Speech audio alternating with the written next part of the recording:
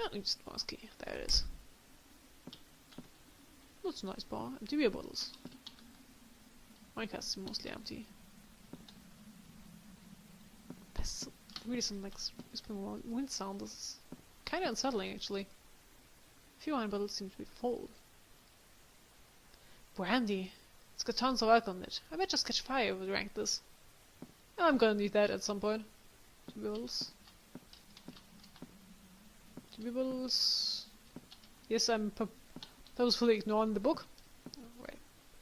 Journal seemingly written by a staff member. Last page is rambling and sloppily written. OX. Toast to our owner, who left his employees and fled into the night. We'll drink all the beer we've got. Hell, it's the only good thing here. Being out of a job's no good, but at least we don't have to see his mug no more. We were so sick of the actor always trying to flaunt his intelligence. And stealing weird stuff from the basement door, having a number lock on the food storage. All this silly crap made the place impossible to run. Plus the passcode was this thing with the book which he changed up every month. What the hell do you do if you forget? Maybe it's good for him, but sure as hell not us. Or whatever. Once we're done with the booze, we're out of here. Toast to our bright futures.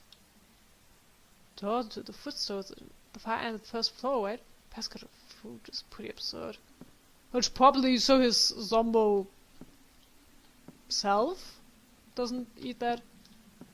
Yeah, so we need the Jekyll and Hyde one to get the lost chapters, I guess. To get the code, but I'm gonna look at the library first so I can even think of looking for the lost chapters. What was the full name? Was it like started with D or tail or just honestly remember? Yeah, the strange case. So it's the strange case. So it's under S. Yeah. Blackboard in the owner's room said the strange case of Dr. Jekyll and Mr. Hyde. Be on this shelf, right? Unless it's sorted by author. Ah, there we go. Actually, I just can't remember who wrote that. Chapter 1. Served the door. Mr. Utterson, the lawyer, was a man of rugged countenance that was never lighted by a smile. Cold, scanty and embarrassed in discourse. Backwards in sentiment, lean, long, dusty, dreary, and yet somehow lovable. At friendly meetings, and when the wine was to his taste, something eminently human beaconed in from his eyes. Something, indeed, which never found its way into his talk, but which spoke not only in these silent symbols of the after-dinner face, but more often and loudly in the face of his life, in the acts of his life.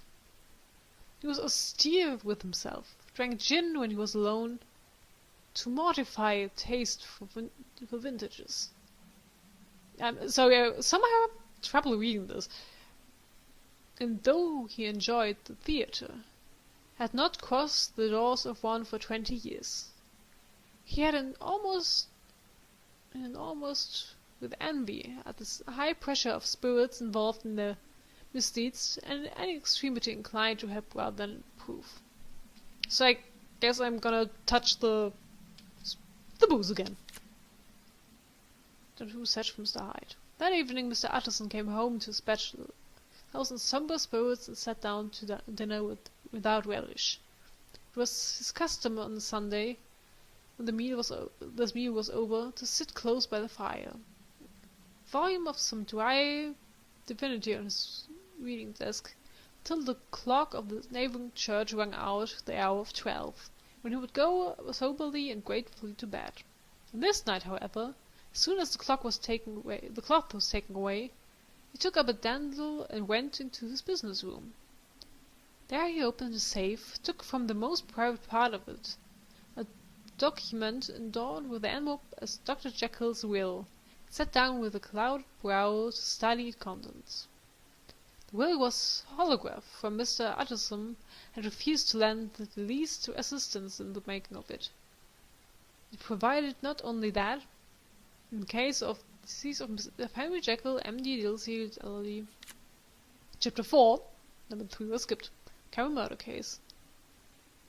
Nearly a year later, in the month of October, the 18th, London was startled by a crime of singular ferocity, and rendered all the more notable by the high position of the victim. The details were few and startling. A maidservant, living alone in the house not far from the river, had gone upstairs to bed about 11. Now, though a fog rolled over the city in the small house, the early part of the night was cloudless, and the lane, which the maid's window overlooked, was brilliantly lit by the full moon. It seems she was romantically given, for she sat down upon her box, which stood immediately under the window, and fell into a dream of music. Never, she used to say, with streaming tears, when she narrated the experience, never had she felt more at peace with all men, or thought more kindly of the world. As she so said, she became aware of an aged, beautiful gentleman with white hair. Chapter 5. Incident of the letter? It was late in the afternoon when Mr. Utterson found his way to Dr. Jekyll's door, where he was at once admitted by Poole, and carried down by the kitchen offices and crossed the yard, which had once been a garden, the building which was indifferently known as the laboratory with the dissecting rooms. The doctor had bought the house from the heirs of a celebrated surgeon, and his own tastes being rather chemical than anatomical, had changed the destination of the block at the bottom of the garden. It was the first time that the lawyer had been received in that part of his friend's quarters, and he eyed the dingy, windowless structure with curiosity, and gazed round with a distasteful sense of strangeness as he crossed the theatre, once crowded with eager students and now lying gaunt and silent, the table laden with chemical apparatus, the flue strewn with crates and littered with packing. Today, the last night. 6 and 7 are missing. So it's like 3, 6, and 7 were missing. Mr. Utterson was sitting by his fireside one evening after dinner, when he was surprised to receive a visit from Poole. "Bless me, Poole, what brings you here?" he cried. And then, taking a second look at him, "What ails you?" he added. "Is the doctor ill?" "Mr. Utterson," said the man, "there's something wrong." "Take a seat, and here's a glass of wine for you," said the lawyer. "Now take your time, and tell me, plainly, what you want." "I know the doctor's ways, sir," replied Poole, "and how he shuts himself up. Well, he shut up again in the cabinet. I didn't like it, sir. I wish I may die if I like it, Mr. Anderson, sir, I'm afraid." "Now, my good man," said the lawyer, "be explicit. What are you afraid of?" "I've been afraid of for about a week." 10. Henry Jekyll's full statement of the case. 9 is also missing.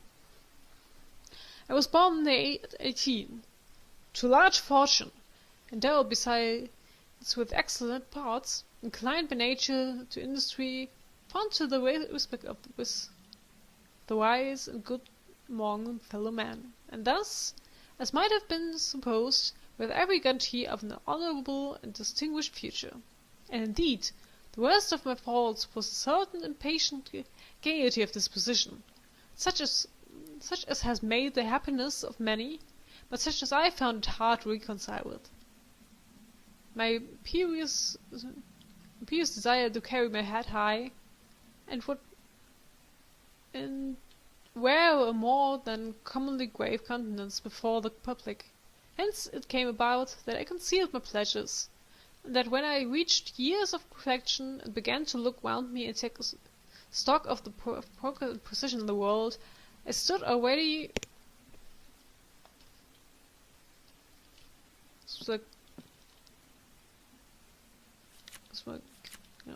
3, 6, 7, 9 are missing. No one don't talk to that. Hi.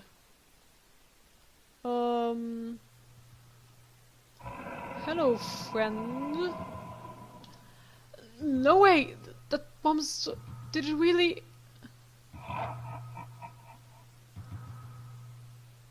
It's coming this way! Crap, I gotta escape!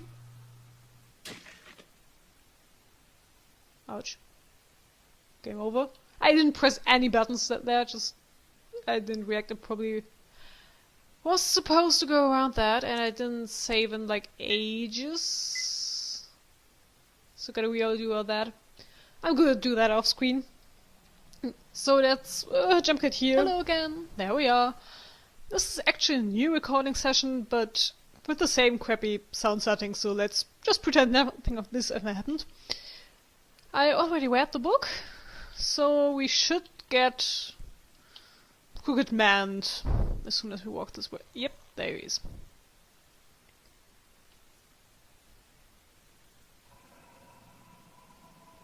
Is it just me or is it kind of dark this time? Yes. Yeah, I can run. Yeah, goodbye.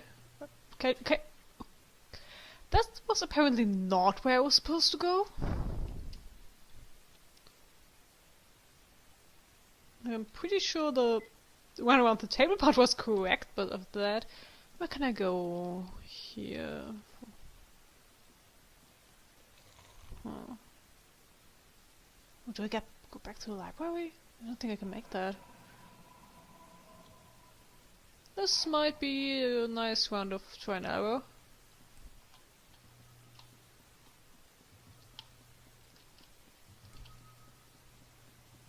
Yeah, no, that's not it, obviously. Yes, I died.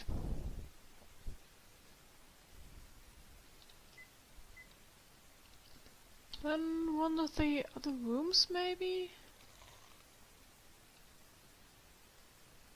I don't remember if any of those opens.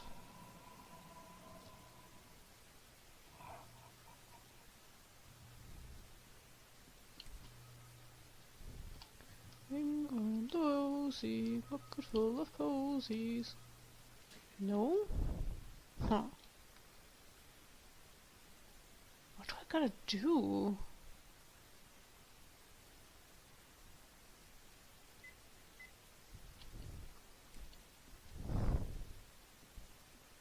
I try and see if there's anything I can do within the room.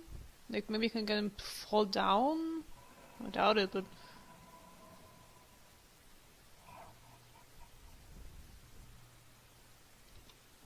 running around the table is the obvious choice. No, maybe I'm just... No, he's really quick once he gets out there. Huh.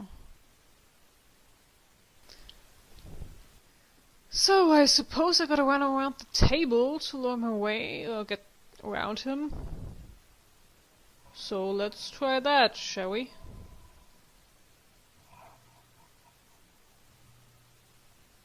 Yes. Okay, one. Yeah, it works.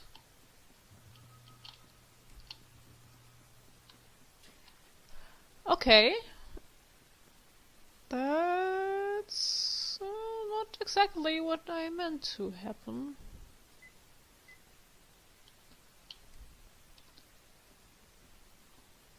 Let's see. Let's try something else. Maybe something within the room? Like, from the distance, I don't remember if any of these side doors opened, and I don't think we can make it back to the library either. So, like... No, that's obvious. Leave me alone! Huh! Maybe it's up from here. Not entirely sure how I'm planning to do that, but... apparently, like... that. What is that monster? So earlier really was? I can't believe such a thing exists. There's no way it's coming back now. The room under is locked tight. I should warn Sissy when I see her. I knew it would be dangerous for her. Yeah, thanks for only roaring now, friend. I'll save immediately. Okay, so that's the thing. Sorry for going back, I already forgot what the code was. Like, which chapters were missing? 3, 6, 7, 9. Okay. 3, 6, 7, 9 should be the code for the food storage, yeah. Collecting your feet. Good passcode. Yeah. What did they say? 3, 6, 7, 9, right? My memory is a black hole. Huh! Flashgun is empty. Ladder. Cupboard. Things are too rusted to open. The hinges. Smells rotten. Smells rotten. Smells rotten. Bags or tableware and cooking utensils. I still stand by my words that this is abandoned for quite a while, and we should probably just leave, but good sir here still thinks there's like a living guy in here. Rusty pot, small food knife, wood box. Yeah, give me what's on the box. Something shiny but out of reach. Take the ladder, my friend. Could use this to get up to the thing. Key to 209, so it's... That should be on the right side, right? Where did I push the monster into? I think it was here. Okay, he's got nothing to say to that.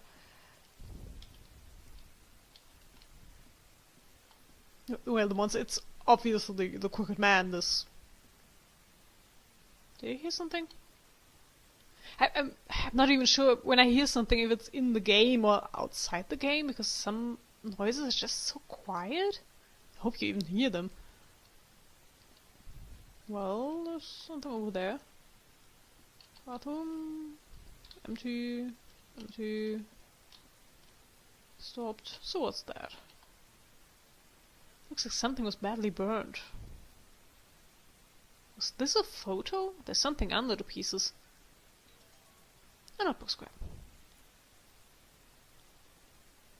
I don't need her memory anymore, because I know she won't come back. I have to erase everything, good and bad. And all the memories inside of me, too. Well, that's one way to mourn. Oh, my head hurts. You heard that right. There was a noise, right? Seizing up. Sheesh, I'm exhausted. I guess I haven't slept much. So you burned this photo to Amanda's broken heart, huh? Why not throw it in the fireplace? I know I couldn't do that. I'll never forget.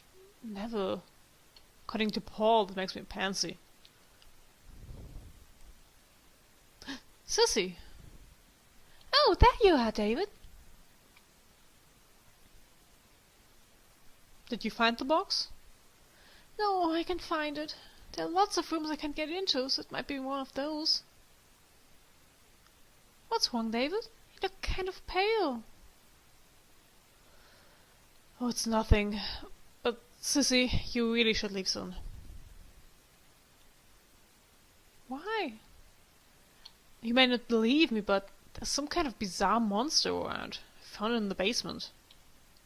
I was attacked by it earlier. You'd definitely be in danger too, so I think you should go. Look, I don't like dark, scary places either, but there's no need to tease me like that. I'm not a kid afraid of the boogeyman, okay? Sorry, but I'm not trying to tease you. I'm telling the truth. Don't worry, I'm not mad. You don't seem like the dishonest guy, so I'd like to believe you, but a monster? Maybe you mistook something in the dark? You could be susceptible to seeing things when you wander around in the dark like this. I'd like to think you're right. All right, if you insist. But be careful, okay? I know. Well, I go looking elsewhere.